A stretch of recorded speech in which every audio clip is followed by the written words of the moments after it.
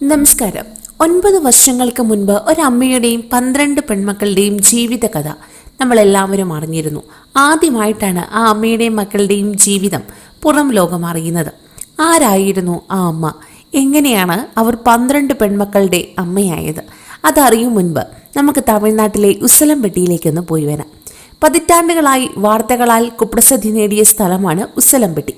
കാപ്പിച്ചെടി പൂക്കുന്ന കുന്നുകളും ചോളം വിളയുന്ന പാടങ്ങളുമുണ്ടെങ്കിലും ദാരിദ്ര്യമാണ് അടിസ്ഥാന ഭാവം. അതുകൊണ്ടാകണം ജനിച്ചു വീഴുന്നത് പെൺകുഞ്ഞാണെങ്കിൽ 4 നെന്മണിയിലോ അരളിവേര് ഇടിച്ചു പിഴിഞ്ഞ നീരിലോ ആ കുഞ്ഞിനെ ഇല്ലാതാക്കുന്നത്. ഇപ്പോൾ അവസ്ഥയ്ക്ക് മാറ്റമുണ്ട്. സർക്കാരും സന്നദ്ധ സംഘടനകളും മുൻകൈയെടുത്ത് ഈ ക്രൂരതയ്ക്ക് അറുതി വരുത്തിയിരിക്കുന്നു. ഇനി പറയുന്നത് ആ അമ്മയെക്കുറിച്ചാണ്. റാന്നിക്കടുത്ത് മന്ദമരുതിയിൽ കാഞ്ഞിരത്തുമൂട് KC ഉമ്മന്റെയും ഏലിയാമ്മയുടെയും മകൾ അമ്മിണി.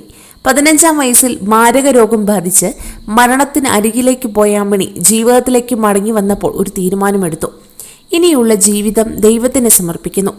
അങ്ങനെ മർത്തോമ സഭയുടെ കീഴിൽ ദൈവവേലയ്ക്കായി അമ്മിണി പുറപ്പെട്ടു. പിന്നീട് സുവിശേഷ പ്രചാരകയായി ഇന്ത്യ മുഴുവൻ സഞ്ചരിച്ചു. ഒരു യാത്രക്കിടയിലാണ് ആ സംഭവം ഉണ്ടായത്. സിസ്റ്റർ അന്ന് ഉസലംപെട്ടിയിലാണ്. അവിടെയുള്ള ചില സന്നദ്ധ പ്രവർത്തകർ സിസ്റ്ററെ കാണാനെത്തി. അവർ പറഞ്ഞത് ജനിച്ചു വീഴുന്ന പെൺകുഞ്ഞുങ്ങളെ ദാരുണമായി കൊല ചെയ്യുന്ന ഉസലംപെട്ടിയെക്കുറിച്ചാണ്. പെണ്ണായതിന്റെ പേരിൽ മാതാപിതാക്കളും ബന്ധുക്കളും ചേർന്ന് കൊല ചെയ്യുന്ന നവജാത ശിശുക്കളെക്കുറിച്ച് ഓർത്തപ്പോൾ സിസ്റ്റർക്ക് ഉറക്കമില്ലാതെയായി. ആ കുഞ്ഞുങ്ങളെ എനിക്ക് തരൂ, ഞാൻ അവരെ പൊന്നുപോലെ വളർത്താം വന്നവരോടായി സിസ്റ്റർ പറഞ്ഞു. കുഞ്ഞുങ്ങളെ വളർത്തേണ്ടത് എങ്ങനെയെന്നറിയില്ല. സഹായത്തിന് ആരുമില്ല. സാമ്പത്തിക അവസ്ഥയുമില്ല. നാട്ടിലെത്തി കുറച്ച് ദിവസങ്ങൾ കഴിഞ്ഞപ്പോൾ ഉസലംപെട്ടിയിൽ നിന്ന് ആദ്യത്തെ വിളി വന്നു. ഒരു കുഞ്ഞിനെ കിട്ടിയിട്ടുണ്ട്. ജനിച്ചിട്ട് മണിക്കൂറുകളെ ആയിട്ടുള്ളൂ. വന്നു കൊണ്ടുപോയില്ലെങ്കിൽ ഈ കുഞ്ഞിനെയും അവർ കുഴിച്ചു മൂടും. ആ വാക്കുകൾ മുഴുവൻ കേൾക്കാൻ നിൽക്കാതെ സിസ്റ്റർ അമ്മിണി പുറപ്പെട്ടു. ജനിച്ച് 18 മണിക്കൂർ മാത്രം കഴിഞ്ഞ് ആ മുഖത്ത് മാലാഖമാർ നൃത്തം ചെയ്യുന്നത് സിസ്റ്റർ കണ്ടു. ആ കുഞ്ഞിനെ മാറോട് ചേർത്ത് സിസ്റ്റർ വിളിച്ചു ഏഞ്ചൽ. നവജാത ശിശുവിനെയും കൊണ്ട് പത്തനംതിട്ടയിലെ തന്റെ താമസ സ്ഥലത്തേക്ക് വന്നു. മാലാഖമാർ പിന്നെയും വന്നുകൊണ്ടിരുന്നു. ഒന്നിനു പിറകെ ഒന്നായി. വലിയ പ്രായവ്യത്യാസമില്ലാതെ 12 പേർ. ഈ അമ്മയും അവർ എടുത്തു വളർത്തിയ 12 മക്കളെയും കുറിച്ചാണ് 2013 ഫെബ്രുവരിയിൽ വാർത്ത വന്നത്. അന്ന് ആ റിപ്പോർട്ടിനു വേണ്ടി മാധ്യമങ്ങൾ പത്തനംതിട്ട വടശ്ശേരിക്കരയ്ക്കടുത്ത് തലച്ചിറയിലുള്ള കാർമൽ മേഴ്സി ഹോമിൽ ചെല്ലുമ്പോൾ അവിടെ ഒരു കിളിക്കൂട് പോലെ തോന്നി. ഇപ്പോൾ അവിടെ കുട്ടികളുടെ കലപില ശബ്ദമില്ല. അവർ മുതിർന്നിരിക്കുന്നു.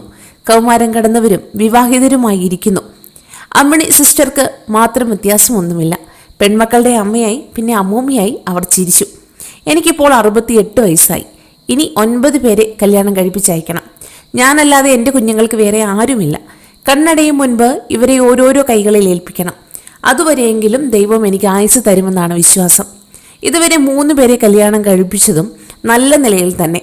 ആലോചനയുമായി വരുന്നവരെ കാര്യങ്ങൾ പറഞ്ഞു ബോധ്യപ്പെടുത്തും. കുഞ്ഞുങ്ങളുടെ അമ്മ ഞാനാണെങ്കിലും രക്ഷകർത്താവ് സർക്കാരാണ്. സാമൂഹ്യ നീതി വകുപ്പിന് കീഴിൽ കാർമൽ മേഴ്സി ഹോം രജിസ്റ്റർ ചെയ്തിട്ടുണ്ട്. മക്കളെ വളർത്താൻ ഉദാര മനസ്കരുടെ സഹായമുണ്ടായിരുന്നു. എങ്കിലും പലപ്പോഴും ബുദ്ധിമുട്ടി.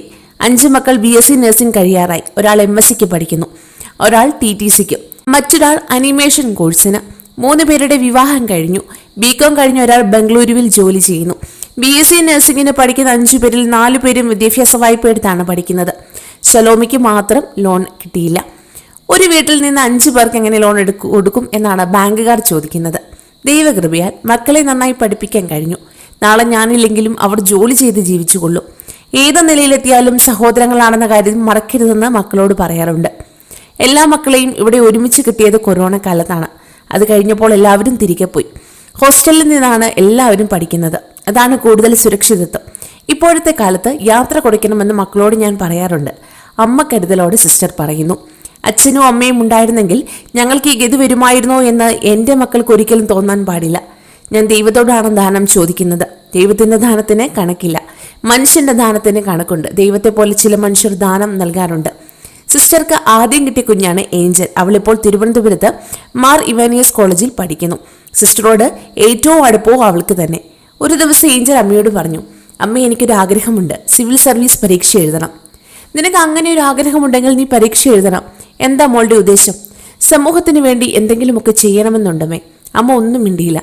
22 വർഷം മുൻപുള്ള ഒരു തണുത്ത രാത്രിയാണ് ആ അമ്മയുടെ ഓർമ്മയിലേക്ക് വന്നത്. അന്ന് ഈ മാലാഖ കുഞ്ഞിനെ നെഞ്ചോട് ചേർത്തപ്പോൾ അമ്മിണി സിസ്റ്റർ കരുതിയില്ല തന്റെ മക്കളുടെ ജീവിതം ഇങ്ങനെ പൂത്തുലയുമെന്ന്. അവർ ഇതുപോലെ സ്വപ്നങ്ങൾ കാണുമെന്ന്. ഇപ്പോഴും ആ ചിത്രങ്ങളും ഇന്നത്തെ ചിത്രങ്ങളും കാണുമ്പോൾ മലയാളികൾക്ക് സന്തോഷമാണ്. ഇതുപോലെ നല്ല ഒരമ്മയെ ആ 12 മക്കൾക്കും കിട്ടിയതിൽ. കൂടുതൽ വാർത്തകൾക്കായി ഈ ചാനൽ സബ്സ്ക്രൈബ് ചെയ്യുക.